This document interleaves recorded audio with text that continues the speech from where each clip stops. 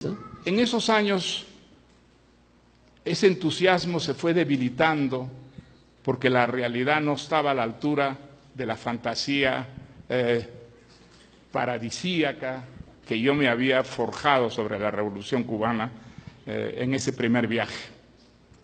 Pero un hecho que fue decisivo para mí y que me produjo un enorme desencanto fue el año 66 o 67, con la creación de la SUMAP. La SUMAP era un eufemismo, unidades militares de apoyo a la revolución, que en realidad eran campos de concentración, donde la revolución metió mezclados a contrarrevolucionarios, a criminales comunes y a homosexuales. A mí me impresionó muchísimo porque yo tuve un testimonio directo de algunas de las víctimas. Había un grupo en ese tiempo en Cuba que se llamaba El Puente, de poetas, bailarines, músicos, pintores, y con el que yo tenía bastante vinculación porque uno de esos jóvenes era peruano, un poeta peruano. Y eran jóvenes, digamos, muy identificados con la revolución, y es verdad que muchos de ellos eran homosexuales, convencidos de que la revolución iba a significar no solo un gran cambio social y político, sino también de las costumbres, y que los homosexuales iban a tener cabida dentro de la revolución y que se les iban a reconocer sus derechos.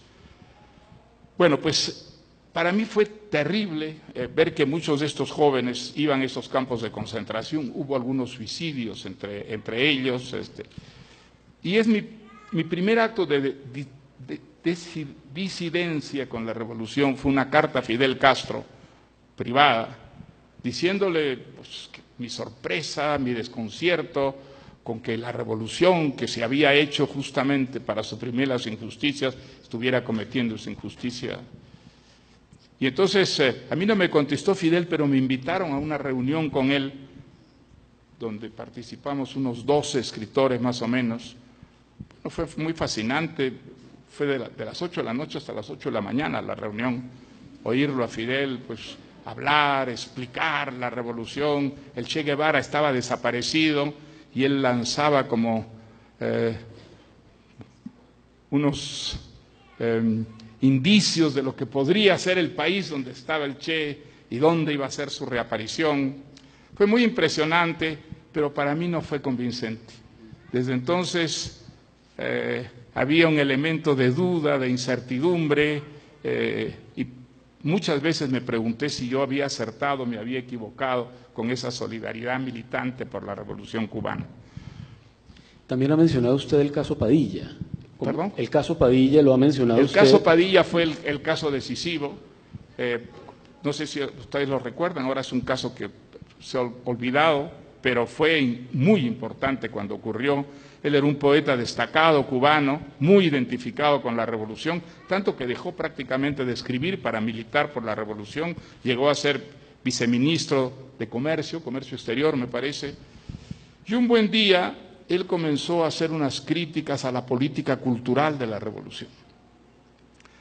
Eran críticas hechas desde dentro de la revolución, pero le cayó encima, digamos, toda clase de críticas, de injurias, y finalmente fue encarcelado y acusado de ser un agente de la CIA. Pues quienes conocíamos a Padilla sabíamos que esa era una acusación estúpida, absurda, que si había alguien identificado con la revolución, como lo había demostrado por muchos años, era Padilla. Y entonces escribimos una carta de protesta que Fidel Castro contestó con mucha dureza, con una crítica muy severa, y nosotros firmamos otro manifiesto, finalmente, que significó, por lo menos para mí, mi ruptura con la Revolución Cubana. Ese mismo año yo había visitado por primera vez la Unión Soviética, y fue, digamos, desencanto tras desencanto. Yo vi allí algo que no tenía nada que ver con lo que imaginaba. Sabía que había los testimonios de los disidentes muy críticos con lo que ocurría en la URSS, pero nunca me imaginé ver de cerca, digamos, un país que vivía en el oscurantismo informativo total y donde, digamos, la sumisión ante el poder era absoluta, sobre todo en el medio intelectual. Yo me acuerdo haberle preguntado, que era mi traductor, que me acompañó en los días que estuve allí, ¿quiénes son los privilegiados aquí en esta sociedad? Y me acuerdo que su respuesta fue los intelectuales. Me dijo, los intelectuales sumisos tienen en la Unión Soviética todos los privilegios. Pueden viajar al extranjero y eso es algo tan absolutamente excepcional. Tienen dachas donde pasan vacaciones. Ahora, tienen que ser sumisos, muy sumisos, porque los que no son sumisos pasan a ser parias o van a los campos de concentración. Así se llamaba el Gulag entonces, los campos de concentración. Bueno, ese desencanto fue realmente terrible y creo que pasé un periodo que seguramente se parece mucho a los curas que dejan la sotana, ¿no? Y se vuelven legos, de gran confusión, de gran incertidumbre,